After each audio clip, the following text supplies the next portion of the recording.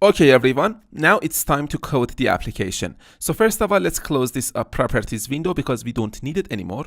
And at the top, just click on view, and here just click on solution explorer. So now that we have the solution explorer opened, so now we can see that we have these components. So inside this constructor in C#, which is going to be the namespace, we have the properties, references, form1.cs, which is our form here. You can see that here, form1.cs, design, right?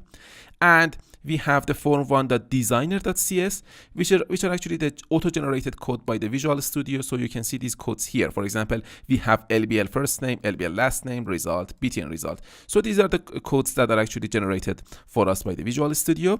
We don't have to actually worry about these codes. And now we have also this form1, right? And you can see also these codes here. But let's actually close this form1.cs. We don't have to worry about this because we have this form1.cs design tab here, and we can actually design it here whenever we want to. And we have this program.cs, right? Let's open this program.cs.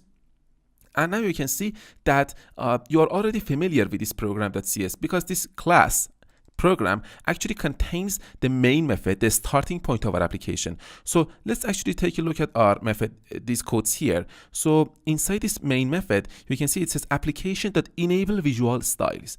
So it's going to actually set up the initial look of our form application. And then as you can see, it says application that set compatible text rendering default false, and application that run new form1. So you don't have to worry about these codes. I'll talk more about them later, but just notice that these codes are actually necessary if you want to actually run your application.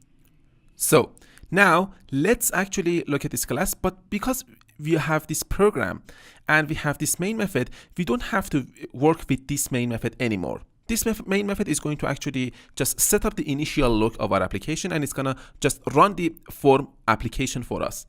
Now we don't want to actually use this class anymore. Let's actually close it so we can actually see this tab here, program.cs. Just click on this little X here to close it. And here we have this form1.cs, right? Open this form1.cs, and as you can see, we have this form1, right? So just inside this form1.designer.cs, we have this form1. We don't want to actually work with this one. We want to work with this form1 here inside this form1.cs. If you actually click on it, you can see that we have a class here inside this namespace constructor in C#. We have a class called form1 that is inheriting from the form class. So I'll talk more about inheritance later. Don't worry about that. And just know that the name of our class is form1. And inside this form1, we have this actually constructor. I'll talk more about constructors. Actually, the concept that I'm going to teach you in this tutorial is about constructors. So this is called the constructor, right? Inside this constructor, we have this method calling initialize component. So you don't have to worry about this initialize component. I'll talk more about that later. For now, just know that it's going to actually initialize the components for us. And now you can see that it says partial class. What is this partial?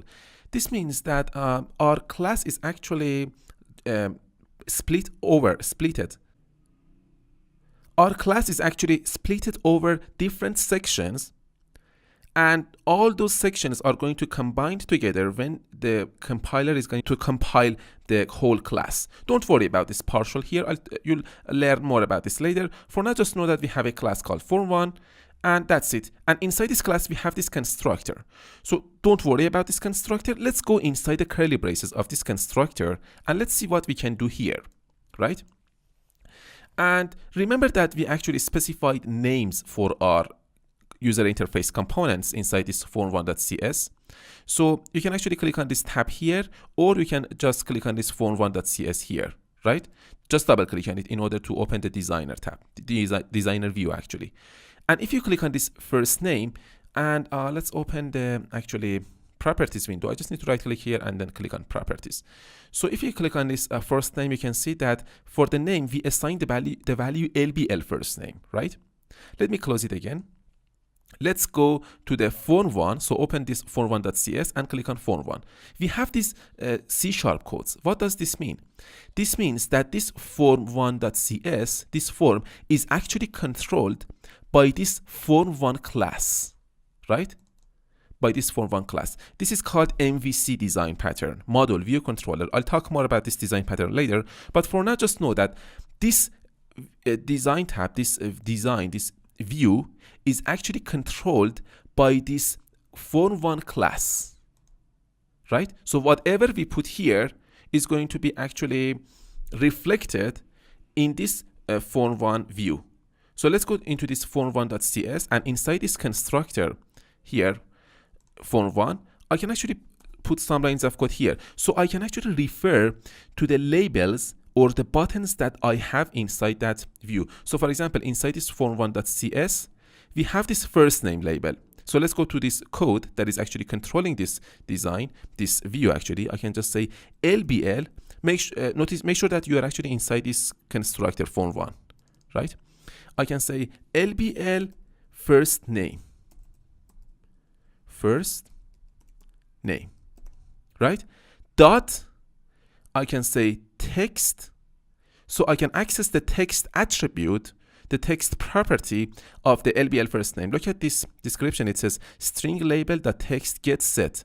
We can get the value of the text or set the value of the text. This is a property that is actually predefined for us by the engineers of a .NET framework, and we can actually get or set the text associated with this control, with this label. So I can actually say LBL first name dot text assignment operator, and I put two quotes here.